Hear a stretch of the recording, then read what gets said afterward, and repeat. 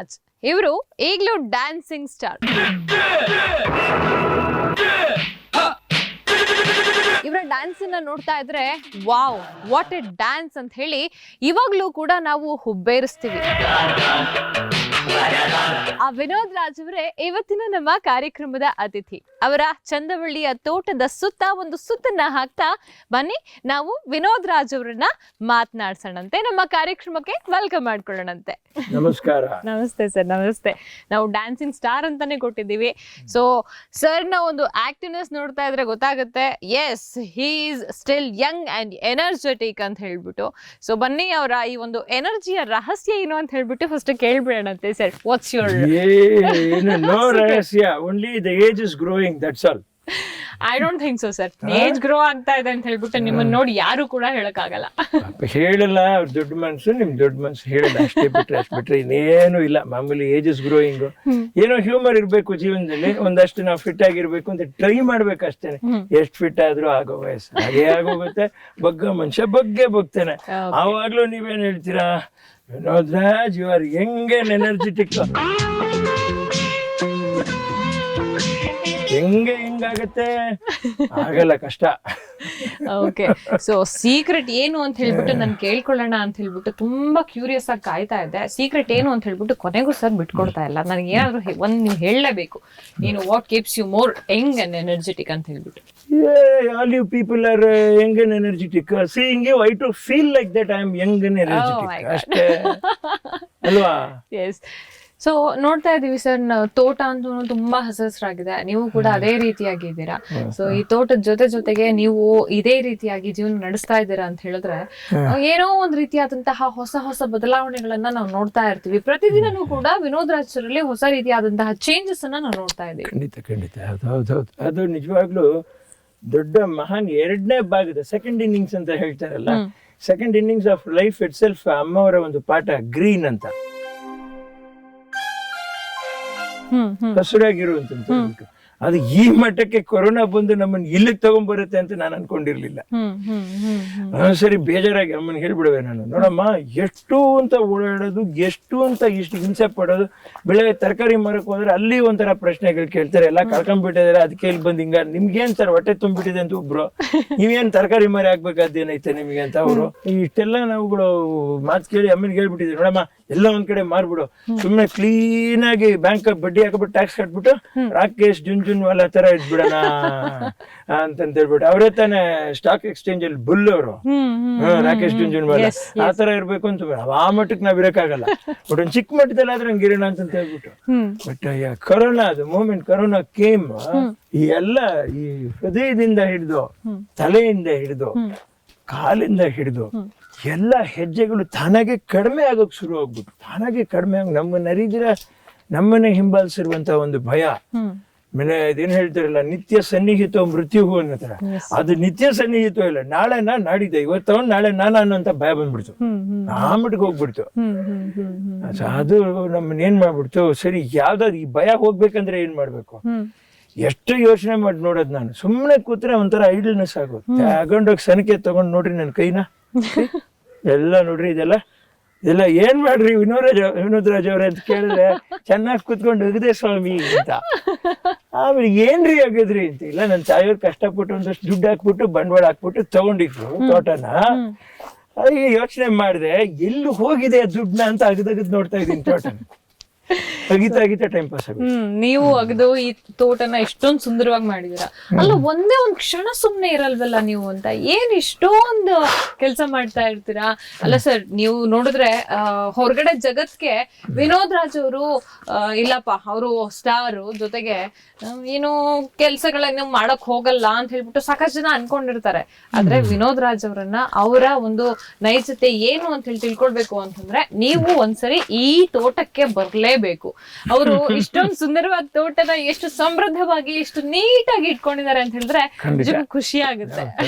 ನೀವು ಅಪ್ರಿಶಿಯೇಟ್ ಮಾಡ್ಬೇಕಾ. ನೋಡ್ರಿ, ಹಣ ಕೊಟ್ಟು ಯಾವ್ದೊಂದು ವಸ್ತುನ ಪಡಿಬಹುದು, ಬಟ್ ಒಂದು ಒಳ್ಳೆ ಮಾತನ್ನ ಕೇಳಕ್ಕೆ ಎಷ್ಟು ಹಣ ಕೊಟ್ಟು ನಾವು ಅದನ್ನ ಮಾತನ್ನ ಪಡಿಯಕ್ಕಾಗಲ್ಲ.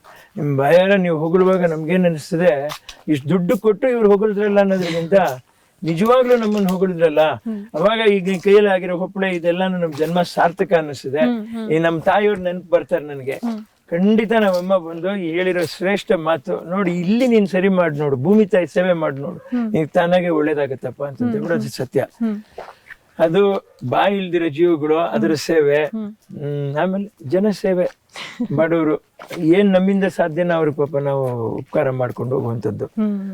ಎಸ್, ನಾನು ಇನ್ನೊಂದು ಪ್ರಮುಖವಾದಂತಹ ವಿಷಯವನ್ನ ಹೇಳಲೇಬೇಕು. ಇಲ್ಲಿ ವಿನೋದ್ ರಾಜ್ ಅವರು ಬರೀ ತಮ್ಮನ್ನ ಜೊತೆಗೆ ತಮ್ಮ ಒಂದು ಕುಟುಂಬವನ್ನ, ತಮಗೆ ಸಂಬಂಧಪಟ್ಟವರನ್ನ ಅಷ್ಟೇ ಅಲ್ಲ ಚೆನ್ನಾಗಿ ಇಟ್ಕೊಂಡಿರುವಂತದ್ದು, ಅವರ ಏಳಿಗೆ, ಅವರ ಆರೋಗ್ಯಕ್ಕೆ ಸಂಬಂಧಪಟ್ಟಂತೆ ಅವರು ಏನು ಕಾಳಜಿಯನ್ನ ವಹಿಸುವಂತದ್ದು.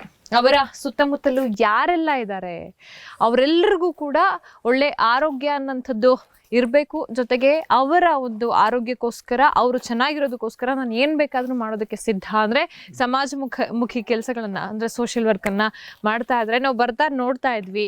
ಅವರೇ ಕಟ್ಸಿರುವಂತಹ, ಅಂದ್ರೆ ಅಮ್ಮನವರ ಹೆಸರಲ್ಲಿ ಕಟ್ಸಿರುವಂತಹ ಒಂದು ಆಸ್ಪತ್ರೆ ಇದೆ. ಆ ಆಸ್ಪತ್ರೆಯಲ್ಲಿ ಬಡ ರೋಗಿಗಳಿಗೆ ಯಾವ ರೀತಿಯಾದಂತಹ ಒಂದು ಚಿಕಿತ್ಸೆ ಅನ್ನುವಂಥದ್ದನ್ನ ಕೊಡಿಸ್ತಾ ಇದಾರೆ ಅಂತ ಹೇಳಿದ್ರೆ, ಖುದ್ದು ತಾವೇ ಕಾಳಜಿಯನ್ನು ವಹಿಸಿ ಮುಂದೆ ನಿಂತು ಅವರಿಗೆ ಚಿಕಿತ್ಸೆಯನ್ನ ಕೊಡಿಸ್ತಾ ಇರುವಂತದ್ದು. It feels so good sir. ಯಾರು ಮಾಡಲ್ಲ ಈಗಿನ ಕಾಲದಲ್ಲಿ. We have to do it. This is the only way after corona. Even before corona ನಾವು ಕಟ್ಸಿ ಒಂದು 7-8 ವರ್ಷ ಮೇಲೆ ಆಗೋಯ್ತು. ಪಾಪ ದೃಶ್ಯ ಮಾಧ್ಯಮದವರು ಪಾಪ ಎಷ್ಟೋ ಕಡೆ ನಮ್ಮನ್ನ ಸಪೋರ್ಟ್ ಮಾಡಿ ಒಂದು ಒಳ್ಳೆ ಕೆಲ್ಸಕ್ಕೆ ಮಾಡಿದ್ದಾರೆ ಅಂತ ಮಾತ್ರ ಪಾಪ ಬಂದು ನಮ್ಗೆ ಡಾಕ್ಟರ್ಗಳು ಇಲ್ದಿದ್ದಾಗ ಸ್ವಲ್ಪ ನಿಂತು ನಮ್ ಜೊತೆ ಹೋರಾಡಿ ಅದನ್ನ ಮಾಡಿಸ್ಕೊಟ್ಟಿರುವಂತದ್ದು. ಇವತ್ತು ಹಾಸ್ಪಿಟಲ್ ನಡೀತಾ ಇದೆ ಪಾಪ. ಎಲ್ಲರ ಒಂದು ಕೋಆಪರೇಷನ್ ಇಂದ ಚೆನ್ನಾಗ್ ಆಗ್ತಾ ಇದೆ. ಈಗ ಸರ್ಕಾರ ಅದಕ್ಕೆ ಒಳ್ಳೆ ಡಾಕ್ಟರ್ಸ್ ನ ಕೊಟ್ಟು ಸೊ ನಮ್ಮಿಂದ ಸಾಧ್ಯವಾದ್ದು ಮಾಡ್ಲೇಬೇಕು ಅನ್ನುವಂಥದ್ದು. ನನ್ನ ತಾಯಿಯವ್ರಿಗೆ ಅದೊಂದು ದೊಡ್ಡ ಒಂದು ಆಸೆ ಇದೆ. ದೊಡ್ಡ ದೊಡ್ಡ ಊರಿನಲ್ಲಿರುವಂತಹ ಆಸ್ಪತ್ರೆಗಳ ತರನೇ ಚಿಕ್ಕದಾಗಾದ್ರೂ ಈ ಹಳ್ಳಿನಲ್ಲಿ ಅವ್ನ ಜನಕ್ಕೆ ಅವ್ನಿಗೆ ಕಂಫರ್ಟ್ ಫೀಲ್ ಆಗಬೇಕು. ಇಲ್ಲ ನಾನು ಸೆಕ್ಯೂರ್ಡ್ ಇದ್ದೀನಿ ಅಮ್ಮೋರ್ ಹಾಸ್ಪಿಟಲ್ ನಲ್ಲಿ ಅಂತ ಹೇಳ್ಬೇಕು. ಅದು ನಮ್ಮ ಆಸೆ. ಎಸ್, ಎಲ್ಲಾ ಸೌಲಭ್ಯಗಳನ್ನ ಸರ್ಕಾರ ಈಗ ಇತ್ತ ಕಡೆ ಗಮನ ವಹಿಸಿ, ಯಾಕೆ ಅಂತಂದ್ರೆ ಈ ರೀತಿ ನಿಸ್ವಾರ್ಥ ಸೇವೆಯನ್ನ ಮಾಡುವಂತವ್ರು ಈಗಿನ ಕಾಲದಲ್ಲಿ ಕಡಿಮೆನೆ. ನಾವು ನೋಡ್ತಾ ಇರ್ತೀವಿ, ಏನಾದ್ರೂ ಒಂದ್ ಕೆಲಸ ಆಗ್ಬೇಕು ಅಂತ ಹೇಳಿದ್ರೆ ನಮಗೆ ಏನಾದ್ರೂ ಒಂದು ಉಪಯೋಗ ಆದ್ರೆ ಮಾತ್ರ, ಅಂದ್ರೆ ನಮ್ ಸ್ವಾರ್ಥಕ್ಕೋಸ್ಕರ ನಾವು ಕೆಲಸ ಮಾಡ್ತೀವಿ. ನಮ್ಮ ಒಂದು ಕೆಲಸ ಆಗಿದೆ ಅಂತ ಹೇಳಿದ್ರೆ ಇನ್ನೊಬ್ರು ಕೆಲಸ ಮಾಡ್ಕೊಡ್ತೀವಿ ಅಂತ ಹೇಳ್ಬಿಟ್ಟು ತುಂಬಾ ಜನ ಹೇಳ್ತಾ ಇರ್ತಾರೆ. ಆದ್ರೆ ಇಲ್ಲಿ ಅಂಥದನ್ನ ನಾವು ನೋಡೋದಕ್ಕೆ ಸಾಧ್ಯ ಆಗೋದಿಲ್ಲ. ಎಸ್, ಕರೋನಾ ಅನ್ನುವಂಥ ಟೈಮಲ್ಲಿ ನಾನು ನಿಮ್ಗೆ ಹೇಳಲೇಬೇಕು, ಇಲ್ಲಿ ಯಾವ ರೀತಿಯಾಗಿ ಕೆಲಸವನ್ನ ಮಾಡಿದ್ರು ವಿನೋದ್ ಸರ್ ಅಂತ ಹೇಳಿದ್ರೆ ಎಲ್ರು ಆಶ್ಚರ್ಯ ಪಡ್ಬೇಕು. ಅವರು ಯಾವ್ಯಾವ ರೀತಿ ಮುನ್ನೆಚ್ಚರಿಕೆ ಕ್ರಮಗಳನ್ನ ತೆಗೆದುಕೊಳ್ಬೇಕಿತ್ತು, ಅಫ್ಕೋರ್ಸ್ ಎಲ್ಲಾನು ತಗೊಂಡ್ರು. ಆದ್ರೆ ನಮ್ಗೆ ನೈಸರ್ಗಿಕವಾಗಿ ಏನೇನೆಲ್ಲ ಒಂದು ಔಷಧಿಗಳು ಲಭ್ಯ ಆಗುತ್ತೆ, ಅದನ್ನ ನಾವು ಉಪಯೋಗ ಮಾಡೋದ್ರಿಂದ ಯಾವ ರೀತಿ ಈ ರೋಗನ ದೂರ ಇಡ್ಬೋದು ಅನ್ನೋದ್ರ ಬಗ್ಗೆ ಕೂಡ ಅವರು ತೋರಿಸ್ಕೊಟ್ರು. ಅವರ ಈ ತೋಟದಲ್ಲಿ ಸಾಕಷ್ಟು ಭಿನ್ನವಾದಂತಹ ಒಂದು ಔಷಧಿ ಗಿಡಗಳನ್ನ ನೀವು ನೋಡ್ಬೋದು. ಅದ್ರ ಬಗ್ಗೆ ಏನ್ ಹೇಳ್ತೀರಾ ಸರ್? ಖಂಡಿತ. ಅದು ನನ್ನ ತಾಯಿಯವರು ಈ ಆಯುರ್ವೇದಿಕ್ ಸ್ಟೈಲ್, ಆಮೇಲೆ ಪ್ರಕೃತಿ ಚಿಕಿತ್ಸೆ ಅಂತ. ಅವರು ಆಯುರ್ವೇದಿಕ್ ಸ್ಟೈಲ್, ನೀವು ನಾವು ಅಲೋಪತಿ ವೆಸ್ಟರ್ನ್ ಸ್ಟೈಲ್. ಯಾಕಂದ್ರೆ ನನಗೆ ಚಿಕ್ಕ ವಯಸ್ಸಿಂದ ಈ ಜಾಂಡಿಸ್ ಅದು ಇದು ಎಲ್ಲಾ ಬಂದು ಟ್ಯಾಬ್ಲೆಟ್ಸ್ ಕಂಟಿನ್ಯೂಸ್ ರೊಟೀನ್ ಕೆಮಿಕಲ್ ಜೀವನೇ ಆಗೋಯ್ತು ನಮ್ದು. ಸೊ ಹಾಗಾಗಿ ನನಗೆ ಅದು ಅಭ್ಯಾಸ ಆಗೋಯ್ತು. ಈ ನಮ್ ಸ್ನೇಹಿತರಿಗೆ ಇಲ್ಲಿ ಹಳ್ಳಿನಲ್ಲಿ ಎಮರ್ಜೆನ್ಸಿ ಏನು ಇದು ಮಾಡಲ್ಲ, ಡಾಕ್ಟರ್ಗಳನ್ನೆಲ್ಲ ಕ್ಷಮೆ ಕೇಳ್ತಾ ಇದ್ದೀನಿ, ಸೆಲ್ಫ್ ಪ್ರಿಸ್ಕ್ರಿಪ್ಷನ್ ಮಾಡಬಾರ್ದು. ಬಟ್ ವಿಧಿ ಇಲ್ದಿರ ಈ ಕೊರೋನಾ ಟೈಮ್ ನಲ್ಲಿ ಕೆಲವು ಟೈಮ್ ನಾವು ಮಾಡುವಂತ ಪರಿಸ್ಥಿತಿ. ಕೆಲವೆಲ್ಲ ನಾವು ಡಾಕ್ಟರ್ನ ಕೇಳ್ಕೊಂಡ್ವಿ. TH ಅವ್ರನ್ನ ಕೇಳಿದಾಗ, ನಮ್ ಡಾಕ್ಟರ್ನ ಕೇಳಿದಾಗ ಅವರು ಈ ಬೋರಿಕ್ ಏನಂತೀವಿ bleaching powder 10 grams in 1 liter of water ತರ ಮಿಕ್ಸ್ ಮಾಡಿ ಎಲ್ಲ ಪ್ರಾರಂಭದಲ್ಲಿ ಹೊಡೆದೇ ಬಿಟ್ಟಿದ್ವಿ ನಮ್ಮ ಹಳ್ಳಿಗೆ. ಗೀರಿಗೆಲ್ಲ ನಾವೇನೆ ನಮ್ ಗಾಡಿ ಕಟ್ಕೊಂಡು ಹೋಗಿ ಹೊಡೆದ್ಬಿಟ್ಟು ಎಲ್ಲ ಸೇಫ್ ಮಾಡ್ಬೇಕು ಅನ್ನೋಂತ ಒಂದೊಂದು ಕಾಳಜಿ. ಆಮೇಲೆ ಎಲ್ಲ ಸ್ಟಾರ್ಟೆಡ್ ಸ್ಪ್ರೇಯಿಂಗ್, ಹೊಡಿಬೇಕು ಎಲ್ಲ ಕಡೆ ಅಂತ ಹೇಳ್ಬಿಟ್ಟು ಆ ಭಯನ ಬಿಟ್ಟೆ ನಾವು ಇಳಿದ್ವಿ. ನಾವು ಏನಕ್ಕೆ ಹೆದರ್ಕೋಬೇಕು ಅಂತ ನಾನೇ ಅವೆಲ್ಲ ಫೇಸ್ ಗಾರ್ಡ್ ಎಲ್ಲ ಹಾಕೋಬಿಟ್ಟು ಕ್ಲೀನ್ ಆಗಿ ಕನ್ನಡಕ ಒಂದ್ ಇಟ್ಕೊಂಡ್ಬಿಟ್ಟು ಸಾರಿ ಹಾಕೊಂಡು ಎಲ್ಲ ಮೋರಿಗಳಿಗೆಲ್ಲ ಹೊಡೆದಾಕ್ಬಿಟ್ಟೆ ನಾನು.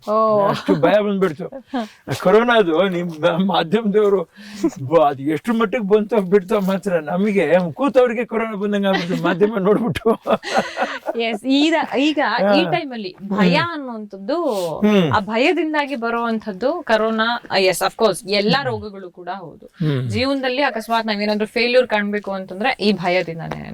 ಆ ಭಯವನ್ನ ಮೀರಿ ನಾವು ನಡಿಬೇಕು ಅನ್ನೋಂಥದ್ದನ್ನ ನೀವು ಲೈಫ್ ಅಲ್ಲಿ ತುಂಬಾ ಚೆನ್ನಾಗಿ ಅಳವಡಿಸ್ಕೊಂಡಿದ್ದೀರಾ. ಹೌದು, ಯಾಕೆಂತಂದ್ರೆ ನೋಡಿದೀವಿ ಎಷ್ಟು ಜನ ಎಷ್ಟು ಯಾವ ರೀತಿಯಾಗಿ ನಿಮ್ಗೆ ಟ್ರಬಲ್ ಮಾಡಿದ್ರು ಜೀವನದಲ್ಲಿ, ನಿಮಗೆ ಎದುರಾದಂತಹ ಒಂದು ಸವಾಲುಗಳು, ಚಾಲೆಂಜಸ್ ಅಂತ ಹೇಳಿ ಏನ್ ಹೇಳ್ತೀವಿ, ಆ ಚಾಲೆಂಜಸ್ ಗಳು ಕೂಡ ತುಂಬಾ ಪ್ರಮುಖವಾಗಿರುವಂತದ್ದು. ಅದ್ರ ಬಗ್ಗೆ ಏನ್ ಹೇಳ್ತೀರಾ? ಇಲ್ಲ, ಆ ಪ್ರತಿಯೊಂದು ಚಾಲೆಂಜ್ ಅಲ್ಲೂ ನಮಗೆ ನೋವಾದಾಗ ನಾವು ಬರೋದು ಒಂದು ಮಾತ್ರ ದುಡ್ಕೋ. ಅವಾಗ ನನ್ನ ತಾಯಿಯವರು ಪಾಪ ಕಂಟ್ರೋಲ್ ಮಾಡಿ ಹೀಗೆಲ್ಲ ಹೀಗೆ ಈ ದಾರಿ ಎಲ್ಲ ಈ ದಾರಿ ಹೀಗೂ ಮಾಡ್ಬೋದು, ಅದನ್ನ ಕೂಲ್ ಡೌನ್ ಮಾಡ್ಕೊಂಡು ಯೋಚನೆ ಮಾಡು ಅಂತ ಹೇಳೋರು. ಹೇಳಿ ನಮ್ಮನ್ನ ಈ ತರ ತೊಡಗಿಸ್ಬಿಟ್ರು. ಭೂಮಿ ಮೇಲೆ ಜನಸೇವೆ, ಬಾಯಿ ಇಲ್ದಿರೋ ಜೀವಿಗಳ ಸೇವೆ. ನಮ್ ಡಾಕ್ಟರ್ ಇದಾರೆ ನರಸಿಂಹಮೂರ್ತಿ ಅವರು, ಪ್ರಾಣಿಗಳು ವೆಟರ್ನರಿ. ಆಮೇಲೆ ಡಾಕ್ಟರ್ ಕೃಷ್ಣಸ್ವಾಮಿ, ಆಮೇಲೆ ಅವ್ರ ಮಗ ಗೋಲ್ಡ್ ಮೆಡಲಿಸ್ಟ್ ಇನ್ನೊಬ್ರು ಅನಿರುದ್ಧ್ ಅಂತ ಇದ್ದಾರೆ. ಸೊ ಅವರೆಲ್ಲ ನಮ್ಮ ಒಡನಾಟದಲ್ಲಿ ಇದ್ದಾರೆ. ಸೊ ನಾವು ಇನ್ನೊಂದು ಪ್ರಾಣಿಗಳದ್ದು ಹಾಸ್ಪಿಟಲ್ ಒಂದು ರೆಡಿ ಮಾಡ್ಬೇಕು ಅಂತ ನನ್ನ ತಾಯಿಯವ್ರಿಗೆ ಆಸೆ, ಅದನ್ನೇ ನಾವು ಮಾಡೇ ಮಾಡಿಸ್ತೀವಿ ಖಂಡಿತ. ಸೊ ಇದು ಪರರ ಸೇವೆ ಮಾಡೋದ್ರಲ್ಲಿ ನಮ್ಗೆ ಸಿಗುವಂತ ಸುಖಕ್ಕಿನ್ನ ಇನ್ಯಾವುದ್ರಲ್ಲೂ ನಮ್ಗೆ ನೆಮ್ಮದಿ ಬರಲ್ಲ. ನೀವು ನನ್ನ ಹತ್ರ ಇಂಟರ್ವ್ಯೂ ಮಾಡ್ತಾ ಇದ್ದೀರಾ, ಈಗ ಮನ್ಸು ಮುಟ್ಟಿ ನೀವು ಕೇಳುವಂತ ಮಾತುಗಳನ್ನ ಮನೇಲೆ ಒಬ್ರಿಗೊಬ್ರು ನಾವು ಮಾತಾಡ್ಕೊಂಡ್ರೆ ಅದು ಮನ್ಸು ಮುಟ್ಟಲ್ಲ. ಅರ್ಥ ಆಯ್ತಾ? ಸೊ ಮೂರನೇವರು ಅಂತಂದ್ರೆ ನೀವು ಪರಿಚಯ, ಅಂದ್ರೆ ನಾವು ಇಂಡಸ್ಟ್ರಿನಲ್ಲಿ ಇದೀವಿ, ನಮ್ಮ ಪರಿಸ್ಥಿತಿ ಏನು ಅಂತ ನೀವು ವಿಚಾರಿಸಿದಾಗ ನಮ್ಮ ಮನಸ್ಸಿಗೆ ಆಗ್ತಕ್ಕಂತ ನೋವು, ಪರವಾಗಿಲ್ಲ ಇವ್ರು ನಮ್ಮ ಆಳವಾದ ನೋವನ್ನ ಅರ್ಥ ಮಾಡ್ಕೊಂಡು ಪ್ರಶ್ನೆ ಕೇಳ್ತಾ ಇದಾರಲ್ಲ, ಇವ್ರಿಗೆ ನಾವು ಸರಿಯಾದ ಒಳ್ಳೆ ಉತ್ತರ ಕೊಡ್ಬೇಕು ಅನ್ನುವಂಥದ್ದು ನಮ್ಮ ಮನಸ್ಸಲ್ಲಿ ಬರುತ್ತೆ. ಅದೇ ಸತ್ಯ ಅದು. ಈಗ ನಮ್ಮ ಡಾನ್ಸಿಂಗ್ ಸ್ಟಾರ್ ವಿನೋದ್ ರಾಜ್ ಅವರು ಇಂಡಸ್ಟ್ರಿನಲ್ಲಿ ಇಷ್ಟೆಲ್ಲಾ ಹೆಸರು ಮಾಡಿದ್ರು, ಸೂಪರ್ ಹಿಟ್ ಸಿನಿಮಾಗಳನ್ನ ಕೊಟ್ಟರು. ಇದ್ದಕ್ಕಿದ್ದ ಹಾಗೆ ಎಲ್ಲನೂ ಬಿಟ್ಟು ಈ ಕಡೆ ಬಂದು ಇರ್ಬೇಕು ಅನ್ನೋ ಅಂಥದ್ದನ್ನ ಯಾಕೆ ಈ ರೀತಿ ಅನ್ಕೊಂಡ್ರು?